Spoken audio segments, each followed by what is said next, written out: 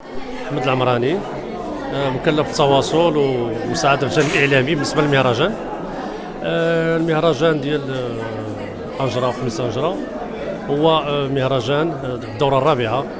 أولا الهدف الأول هو إحياء التراث والموروث الأصيل ديال المنطقة ديال أنجرة.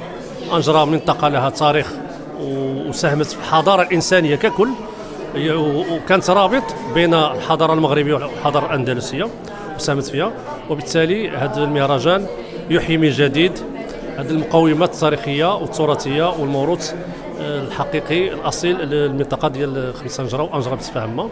الجديد هو أن يعني توسيع مشاركة ديال الموروث ديال الجهة، الموروث الثقافي ديال أنجرة، وكذلك ديال باقي منطقة ديال الجهة ديال طنجة الطوال الحسيمة. كذلك العمل على أهداف محددة، وهي مثلا اخترنا هذه الدورة وهو التركيز على المرأة، وبالتالي غتكون ندوة حول تمكين المرأة من الجانب الاقتصادي والمساهمة ديالها في التنمية، خاصة المرأة القروية. إذا المهرجان كان حقيقة كان متنوع جدا بالنسبة للكرنفال، بالنسبة كذلك فرق تراثية وموروث ثقافي جبلي. كذلك كان افتتاح على منطقة ديال التاونات، مناطق جبلية أخرى اللي قريبة من أنجرة، وكذلك كان يكون كذلك الأمسية الشعرية، كاين رياضة، يعني كان هناك تنوع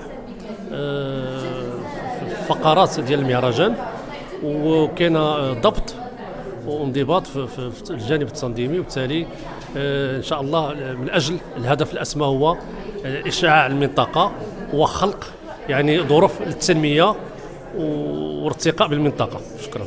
كيفاش كتشوفوا تاثير المهرجان على السياحه في المنطقه؟ هنا ممكن الحديث على السياحه الجبليه. السياحه الجبليه يمكن ما كايناش بقوه في المنطقه هنايا، لان ماشي منطقه ساحليه، خميس أنجرة منطقه داخليه، وبالتالي مازال خص التفكير في هذا كمشروع يدخلوا في عده اطراف ومؤسسات من اجل يعني خلق ظروف ديال السياحه الجبليه، خاصه بالنسبه للمنطقه يعني معروفه مناطق، كاين هضاب، كاين جبال، كاين سهول، كاين عيون، كاين تنوع ديال التضاريس، وبالتالي سيكون هناك نجاح ديال السياحه الجبليه بامتياز.